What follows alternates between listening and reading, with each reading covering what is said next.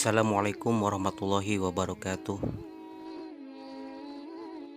Dalam video ini kita akan membahas tentang bab toharoh bersuci, yaitu tentang istinja, berwudu, mandi, dan tayamum.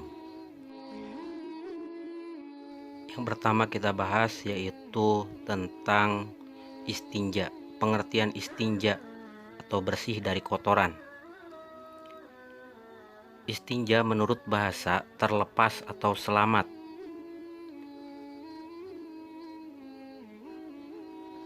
Istinja menurut istilah bersuci setelah buang air besar atau kecil.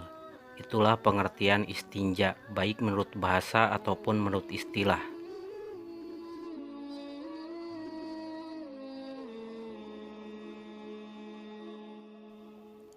Alat untuk beristinja.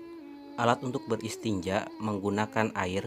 Jika tidak ada air, maka gunakan batu dan lain sebagainya untuk beristinja atau bersuci setelah buang air besar atau kecil.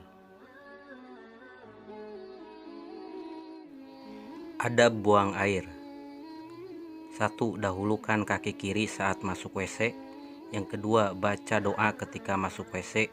Allahumma inni a'udzubika minal khubusi wal khaba'is. Yang ketiga, beristinja hendaknya dengan tangan kiri. Keempat, dahulukan kaki kanan ketika keluar WC. Yang kelima, membaca doa ketika keluar WC, gupronaka.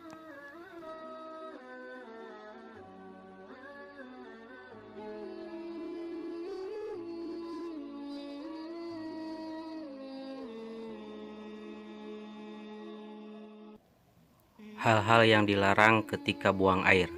1. Buang air di tempat terbuka yang dilihat oleh orang.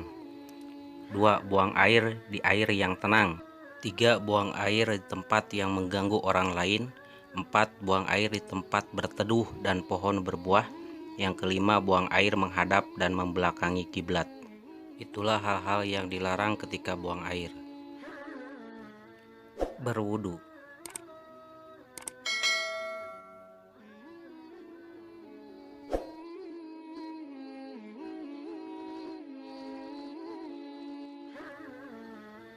Pengertian berwudu. Menurut bahasa, wudu berasal dari kata wado'ah yang artinya bagus, indah, atau elok. Menurut istilah, wudu adalah membasuh bagian anggota tubuh tertentu untuk menghilangkan hadas kecil. Itulah pengertian wudu menurut bahasa dan juga menurut istilah.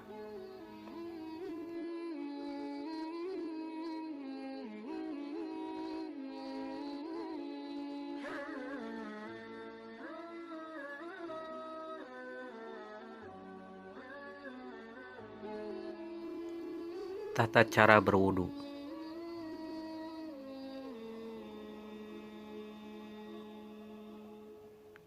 Satu, niat berwudu karena Allah dan membaca basmalah. Yang kedua, mencuci kedua tangan sampai pergelangan dimulai dengan yang kanan. Simak video berikut, lihat dan perhatikan video berikut. Mulailah berwudu dengan membaca basmalah. Nyalakan keran secukupnya agar tidak boros dalam menggunakan air. Cuci tangan 3 kali sambil menyela-nyela jari.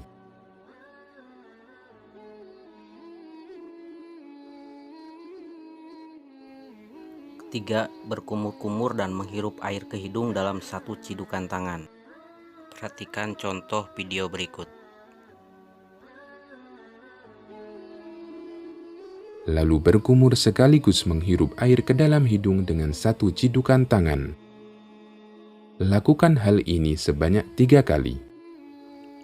Yang keempat, pencuci atau membasuh wajah. Perhatikan video berikut sebagai prakteknya. Mencuci wajah 3 kali.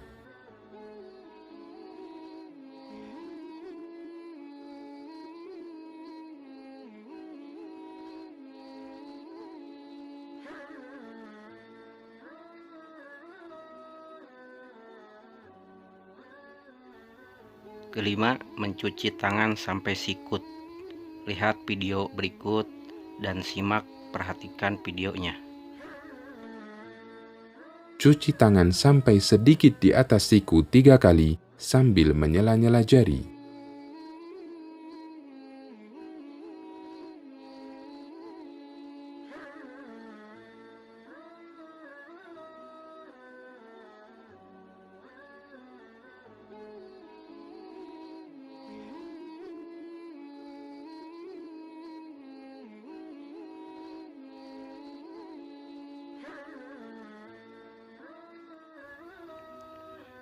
Keenam, mengusap kepala dari depan ke belakang dan kembali ke depan kepala lalu mengusap telinga.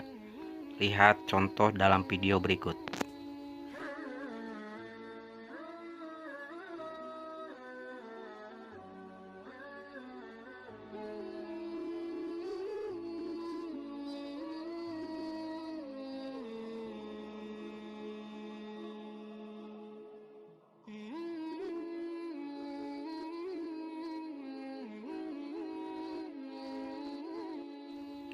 Ketujuh, mencuci kaki sampai mata kaki.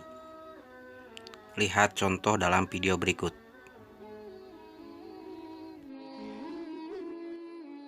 Mencuci kaki sampai sedikit di atas mata kaki 3 kali sambil menyela-nyelai jari kaki dengan kelingking.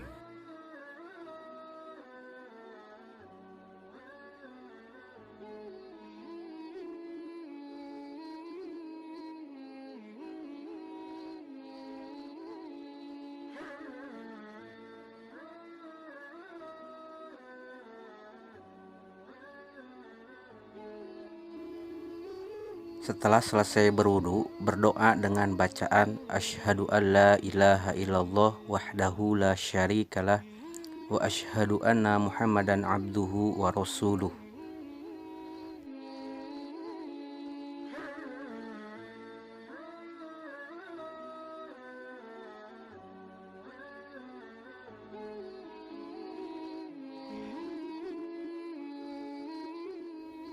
Kita lanjut membahas tentang mandi.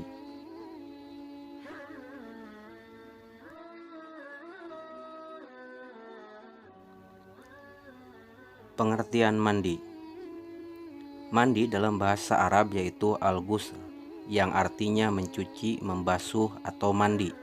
Mandi yaitu menuangkan air ke badan dengan tata cara tertentu untuk menghilangkan hadas besar.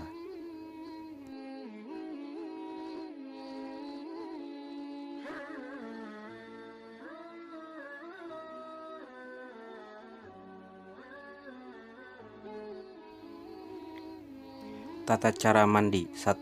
Niat dan membaca basmalah. 2. Membersihkan kemaluan dan kotoran yang ada di sekitarnya. 3. Membasuh anggota wudhu seperti wudhu pada umumnya. 4. Lalu mandi dimulai dengan yang kanan. Yang kelima, membasuh atau mencuci kaki.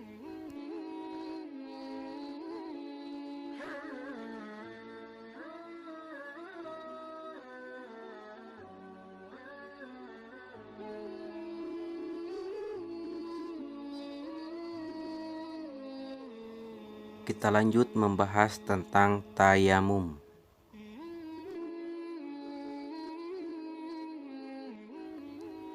Pengertian tayamum. Menurut bahasa, tayamum bermakna al-qasd atau al-tawajjuh, bermaksud dan mengarahkan. Menurut istilah, tayamum bersuci tanpa menggunakan air karena suatu hal yang disyariatkan. Hal-hal yang dibolehkannya tayamum. 1. Bagi orang yang sakit dan tidak boleh kena air. 2. Orang yang sedang musafir atau dalam perjalanan. 3. Orang yang sulit untuk mendapatkan air, maka mereka boleh menggantinya dengan tayamum.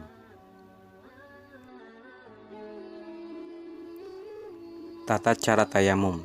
Untuk tata caranya, pertama, menepukkan kedua tangan pada debu disertai niat yang terus berlangsung sampai membasuh bagian dari wajah.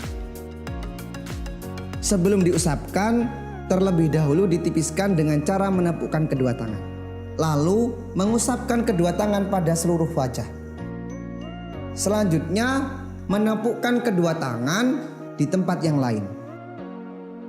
Selanjutnya, mengusapkan jari-jari telapak tangan pada anggota luar tangan kanan sampai siku. Selanjutnya, mengusapkan bagian dalam telapak tangan kiri pada bagian dalam tangan kanan mulai dari siku-siku sampai ujung jari jemari dengan tetap mengangkat ibu jari. Lalu mengusapkan bagian dalam ibu jari tangan kiri pada bagian luar ibu jari tangan kanan. Lalu mengusapkan tangan kanan pada tangan kiri dengan teknis yang sama. Selanjutnya menyela-nyelai jari-jari tangan kanan dan tangan kiri. Perlu diingat bahwa tayamum hanya bisa digunakan satu ibadah fardu atau beberapa ibadah sunnah. Saya contohkan, jika seseorang melakukan tayamum untuk melaksanakan sholat zuhur dan ternyata sampai asar dia belum batal, maka dia harus tayamum lagi untuk melaksanakan sholat asar.